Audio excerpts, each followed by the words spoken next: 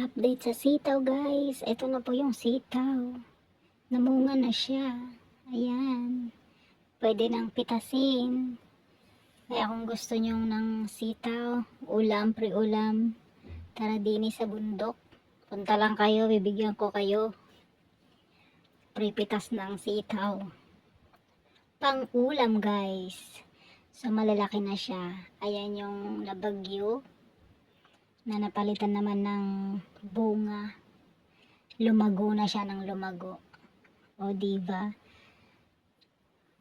kapag ka may nilaga talaga, meron kang aanihin, sipag at syaga lang, at ganyan yung mangyayari sa iyong pinaghirapan. O diba, ang ganda-ganda pa ng tubo niya.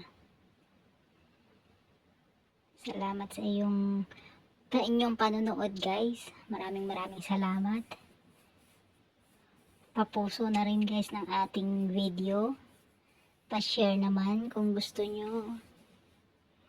Ayan. Pag nakatira ka talaga sa bundok, marami kang magiging ulam.